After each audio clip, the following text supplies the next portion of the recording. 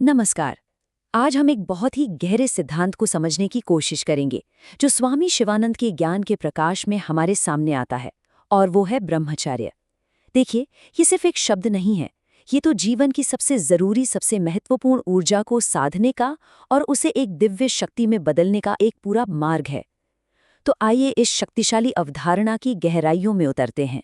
शुरुआत ही श्री शंकराचार्य के इस कथन से करते हैं, जो सीधे सीधे ब्रह्मचर्य के अभ्यास की दिव्यता को दिखाता है।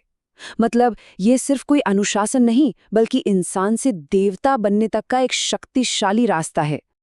अपनी इस चर्चा में हम इन 6 विषयों पर बात करेंगे। पहले समझेंगे कि ब्रह्मचर्य आखिर है क्या, फिर उसकी साइंस क्या है, असंयम की क्या कीमत चुकानी पड़ती है, इस पर महारत कैसे हासिल करें, इसकी शक्ति क्या है, और आखिर में सबसे बड़ी चुनौती क्या है। तो सबसे पहला और बुनियादी सवाल, आखिर ब्रह्मचर्य है क्या? जैसा कि मैंने कहा, ये सिर्फ एक शब्द नहीं, बल्कि एक पूरी जीवन शैली है। एक ऐसा तरीका, एक ऐसा आचरण जो इंसान को ब्रह्म यानी कि परम सत्य की ओर ले जाता है। इसे 2 लेवल पर समझना बहुत जरूरी है। छोटे लेवल पर या संकीर्ण अर्थ में इसका मतलब अविवाहित रहना हो सकता है, लेकिन इसका जो गहरा आध्यात्मिक मतलब है, वो है अपने मन, अपने वचन और अपने कर्म, इन तीनों से अपनी सभी इंद्रियों पर पूरा कंट्रोल करना। तो ये सिर्फ शारीरिक नहीं, बल्कि एक गहरी मानसिक पवित्रता की बात है। और हाँ, ये रास्ता सिर्फ पुरुषों के लिए नहीं है। इतिहास में एक तरफ भीष्म और हनुमान जैसे महान पुरुष हैं, तो दूसरी तरफ मीराबाई, सुलभा और गार्गी जैसी दिव्य स्त्रियां भी हैं, जिन्होंने इस सिद्धांत को अपने जीवन में पूरी तरह से जिया और सिद्ध किया। चलिए अब इसके पीछे की साइंस को समझते हैं। ब्रह्मचर्य का जो पूरा सिद्धांत है ना, वो वीर्य नाम की एक प्राण ऊर्जा को बचाने पर टिका है। पर सवाल ये है कि ये ऊर्जा है क्या, और इसका इतना ज्यादा महत्व आखिर क्यों है? देखिए, आयुर्वेद के जनक धन्वंतरी खुद इस ऊर्जा के महत्व के बारे में बताते हैं। वो कहते हैं कि ये जो प्राण ऊर्जा है, जिसे वीर्य कहा गया है, ये आत्मा का ही भौतिक रूप है, और अच्छी सेहत का सारा रहस्य इसी को बचाने में छिपा है। अब ये जानना वाकई में बहुत दिलचस्प है कि आखिर ये ऊर्जा बनती कैसे है। आयुर्वेद के मुताबिक जो हम खाना खाते हैं वो 7 मुश्किल स्टेजेस से गुजरता है। मतलब भोजन से रस, फिर रक्त, मांस, मेद, मज्जा, और फिर जाकर आखिर में बनता है शरीर का सबसे कीमती सार यानी वीर्य। सोचिए, ये पूरी प्रक्रिया ही बताती है कि ये चीज कितनी अनमोल है। अच्छा, अगर ये ऊर्जा इतनी ही कीमती है, तो इसे खोने की कीमत क्या है? अब हम इसी गंभीर सवाल पर बात करेंगे कि असंयम बरतने और इस प्राण ऊर्जा को बेकार करने के नतीजे क्या होते हैं। वीर्य का नुकसान सिर्फ शरीर को कमजोर नहीं करता, इसका बहुत गहरा असर हमारे दिमाग और भावनाओं पर भी पड़ता है। कमजोर याददाश्त, बेवजह चिड़चिड़ापन, इच्छा शक्ति की कमी, यहाँ तक कि नर्वस सिस्टम की बीमारियां, ये सब उसी प्राण ऊर्जा के घटने के नतीजे हो सकते हैं। यहाँ एक बहुत बड़ा विरोधाभास देखने को मिलता है। एक तरफ शेर जैसे शक्तिशाली जानवर हैं जिनमें कुदरती तौर पर आत्मसंयम होता है, और दूसरी तरफ आज का इंसान जो अक्सर अपनी इच्छाओं का गुलाम बन जाता है। ये वाकई में सोचने वाली बात है। तो ठीक है, समस्या तो समझ आ गई।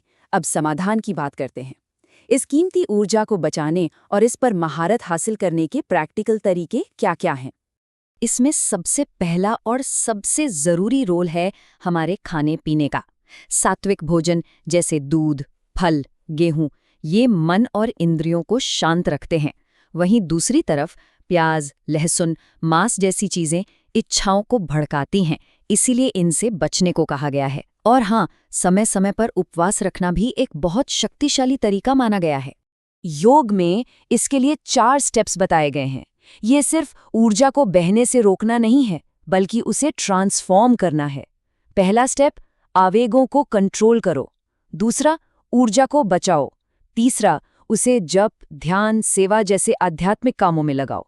और चौथा, आखिर में उसे ओजस नाम की एक दिव्य ऊर्जा में बदल दो। और जब कोई इस रास्ते पर कामयाबी से आगे बढ़ता है, तो उसे मिलता क्या है? चलिए अब बात करते हैं उन अद्भुत पुरस्कारों और क्षमताओं के बारे में जो ब्रह्मचर्य के सफल अभ्यास से हासिल होती हैं। एक सच्चे ब्रह्मचारी को जो फायदे मिलते हैं वो असाधारण हैं। शरीर में कभी न खत्म होने वाली एनर्जी, एकदम साफ और तेज बुद्धि, एक ऐसी इच्छा शक्ति जिसे कोई तोड़ न सके, और एक दिव्य आभा जिसे ब्रह्म तेजस कहते हैं। ये सब उसी बचाई हुई ऊर्जा के कमाल हैं। और सुनिए, ये सिर्फ किताबी बातें नहीं हैं। स्वामी दयानंद का एक बहुत मशहूर किस्सा है। कहते हैं उन्होंने अपने ब्रह्मचर्य की शक्ति से एक चलते हुए रथ को अपने हाथों से रोक दिया था। ये दिखाता है कि ये शक्ति कितनी असली और कितनी जबरदस्त हो सकती है। अब हम आते हैं अपने आखिरी और शायद सबसे जरूरी हिस्से पर। ये रास्ता जितना फायदेमंद है उतना ही मुश्किल भी। तो इसकी आखिरी और सबसे बड़ी चुनौती क्या है? इस रास्ते की मुश्किल का अंदाजा इसी बात से लगाया जा सकता है कि इसे बाघ को काबू करने या हिमालय को जड़ से उखाड़ने से भी ज्यादा मुश्किल बताया गया है। इससे पता चलता है कि इसके लिए कितने मजबूत इरादे की जरूरत है। तो ये एक बहुत बड़ा सवाल खड़ा करता है। क्या सिर्फ अपनी इच्छा शक्ति और अपनी कोशिशों से इस शक्तिशाली प्रवृत्ति पर पूरी तरह से जीत हासिल करना मुमकिन है? और यहीं पर हमें सबसे गहरा सबक मिलता है। अपनी तरफ से कोशिश करना वो तो बेहद जरूरी है, उसके बिना तो बात आगे बढ़ेगी ही नहीं।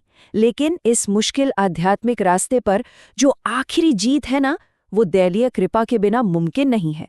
तो ये असल में खुद की मेहनत और ऊपर वाले को पूरे समर्पण का एक संगम है।